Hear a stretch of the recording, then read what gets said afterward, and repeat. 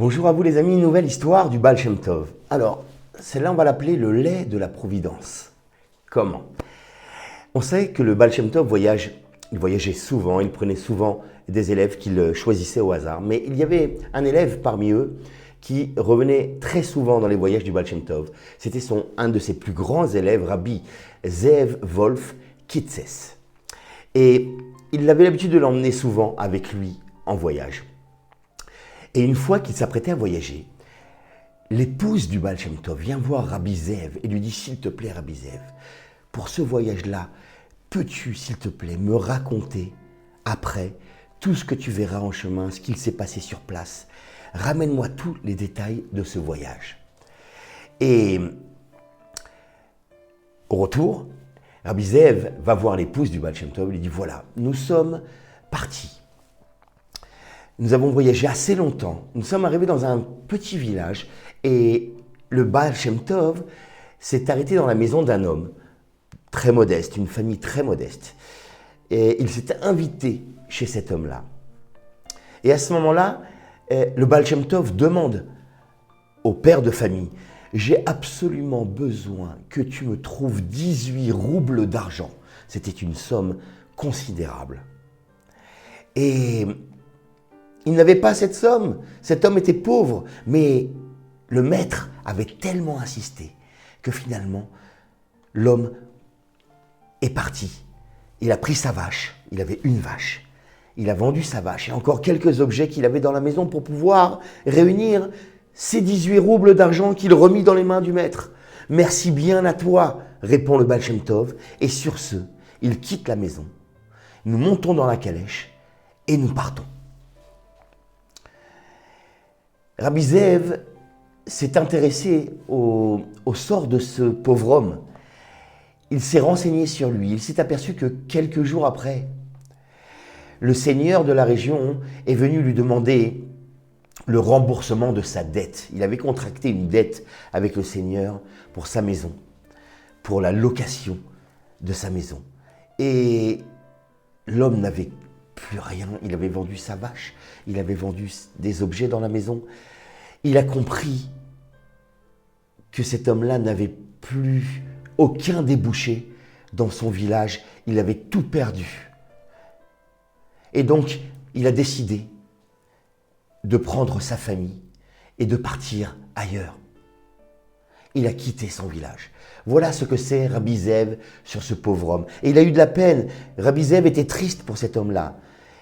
Mais il s'est dit, je ne dois pas douter, car la parole de Dieu, c'est elle qui anime mon maître. Et ça n'est pas pour rien qu'il lui a demandé cette somme-là. Même si a priori, on a l'impression de voir que ça l'a mis dans un sacré pétrin. L'histoire raconte que notre pauvre homme a quitté le village pour partir dans une nouvelle contrée, s'installer dans un nouveau village avec un nouveau seigneur. Et là, tant bien que mal, avec les quelques objets qui lui restaient, il a pu les vendre et il a acheté une vache. Et il s'est installé dans une toute petite maison, lui et toute sa famille. Et les temps étaient très durs, très difficiles pour lui de subvenir aux besoins de sa famille. Peu de temps après, il s'avère que dans toute la région éclate une épidémie. Une épidémie qui va toucher les animaux, qui va toucher les vaches. À tel point que dans toute la région, on n'arrivait plus à trouver de lait, du lait potable. Le lait avait tourné à cause de l'épidémie. Et le Seigneur, qui aimait le lait,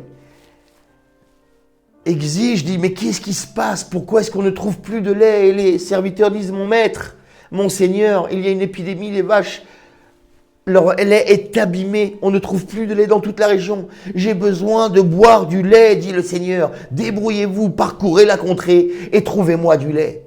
Et les serviteurs du Seigneur s'en vont et courent les chemins et les villages à la recherche de lait pour leur Seigneur. Jusqu'à ce qu'ils arrivent dans la petite maison.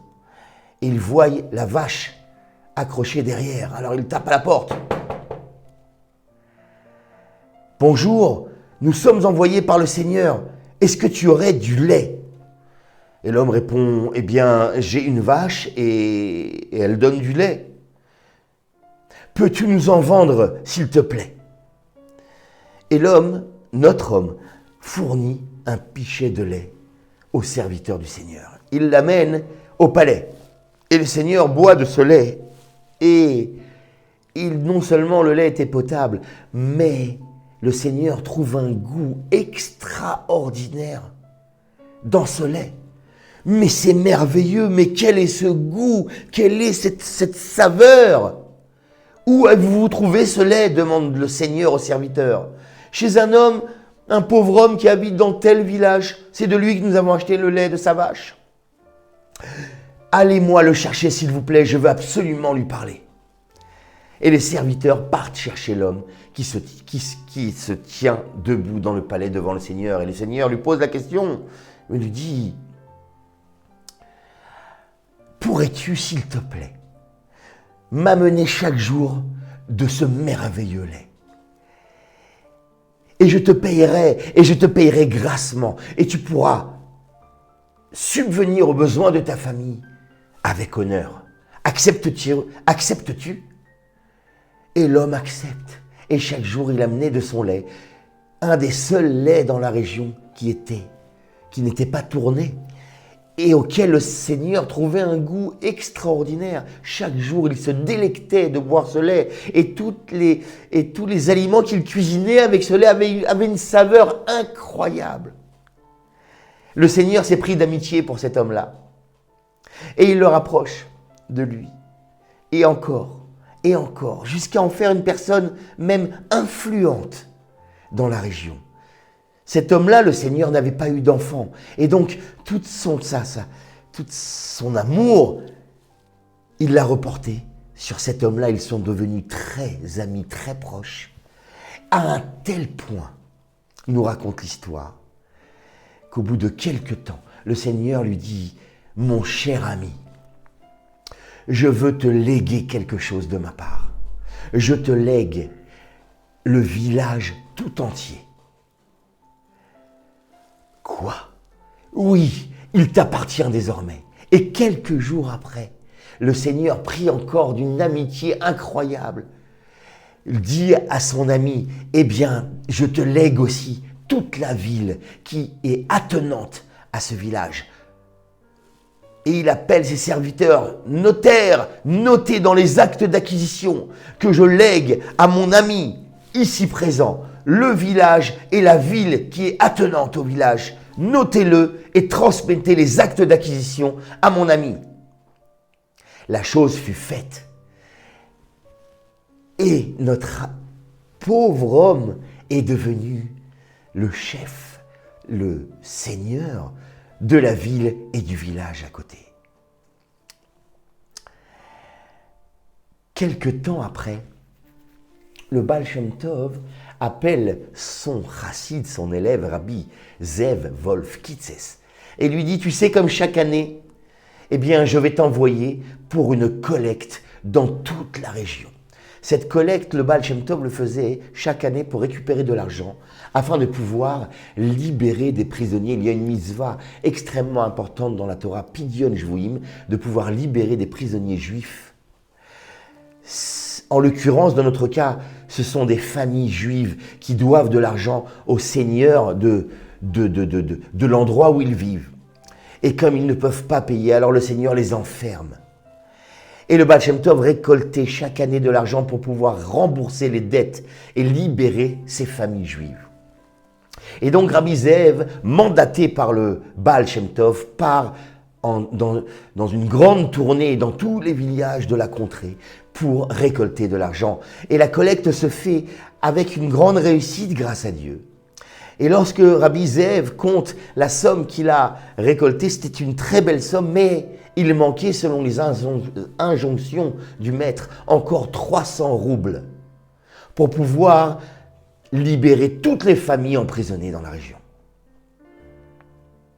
C'est alors qu'il arrive dans un petit village. Il est accueilli là-bas par le rabbin de la ville qui connaissait bien Rabbi Zev. et il l'accueille chez lui avec beaucoup de chaleur. Et Rabbi Zev s'aperçoit que le rabbin de la ville s'était habillé en habit de fête, en habit de Shabbat, et qu'il se préparait à sortir pour accueillir quelqu'un d'important. Et le rabbin lui dit, tu sais, nous allons accueillir le nouveau seigneur de la ville et du village. Sais-tu donc qu'il est juif, ce seigneur? Incroyable, non? Peut-être voudrais-tu nous accompagner?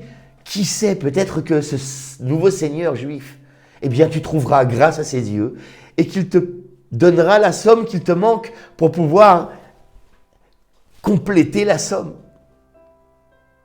Et Rabbi Zev décide de partir avec la délégation juive menée par le grand rabbin du village et ils reçoivent le Seigneur. Rabbi Zev voit le Seigneur juif, mais il ne le reconnaît pas. Et le Seigneur fait un long discours devant toute la communauté et tous les notables de la ville, dans son palais. Et puis, à la fin du discours, il fait un signe à Rabbi Zev de le suivre. Et le Seigneur quitte la grande salle. Rabbi Zev le suit. Il rentre dans une autre pièce et Rabbi Zev entre avec lui. Et là-bas, le Seigneur se tourne vers Rabbi Zev et lui dit « Tu te souviens qui je suis ?» Et il lui rappelle qui il est. Et il lui dit « Regarde ce que je suis devenu. » Il lui raconte toute l'histoire depuis le moment où le Baal Shem Tov lui a demandé ses 18 roubles et où il s'est mis à dette et où il a dû quitter le village et tout ce qui lui est arrivé par la suite avec ce lait. Le seigneur de la ville avait quitté la contrée, il s'était séparé de son ami juif dans une grande émotion, une grande amitié. Il avait décidé d'aller visiter d'autres pays. Et donc, je suis à la place du Seigneur, il m'a légué la ville. Et je suis là, avec cette extraordinaire richesse que Dieu m'a prodiguée. C'est extraordinaire. Et il sort de sa poche, car il avait entendu qu'il lui manquait 300 roubles. Il sort de sa poche les pièces, un sac de pièces, 300 roubles qu'il lui remet à Rabbi Zev. Donne ça à ton maître, à ton saint maître. Et Rabbi Zev reçoit cet argent et entend cette histoire incroyable. Et il fait le chemin du retour. Il est arrivé de retour dans la ville de Mezibouj. Et là, il se rend chez son maître pour lui raconter toute cette incroyable histoire.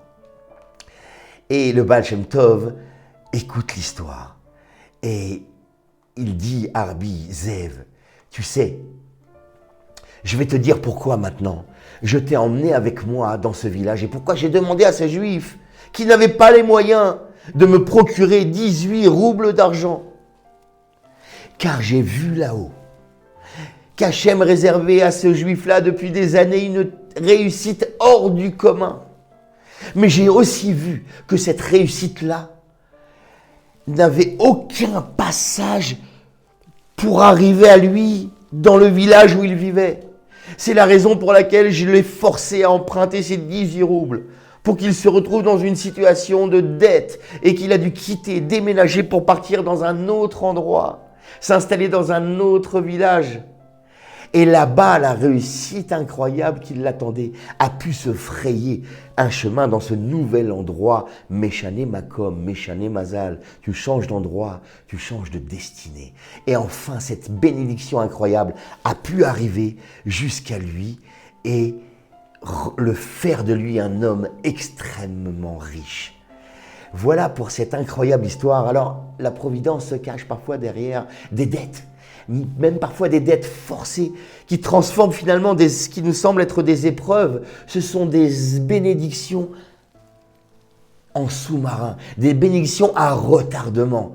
Et toi, cela t'apparaît parfois comme des choses difficiles et la vie est dure avec moi et je dois quitter, je dois de l'argent, etc., etc. Mais sache que le bon Dieu tisse un chemin pour arriver jusqu'à toi et il finira par arriver jusqu'à toi et te donner les plus grandes bénédictions. Et donc il faut faire confiance en Dieu, confiance en la providence divine, confiance en nos sages, en nos tzadikim qui nous demandent parfois des choses qui nous semblent illogiques, mais eux voient ce que toi tu ne vois pas. Alors fais confiance, continue d'avancer, ne t'inquiète pas des épreuves, elles finissent toutes par se transformer dans une grande et immense bénédiction. Voilà mes amis pour cette histoire, je vous dis à la semaine prochaine pour une merveilleuse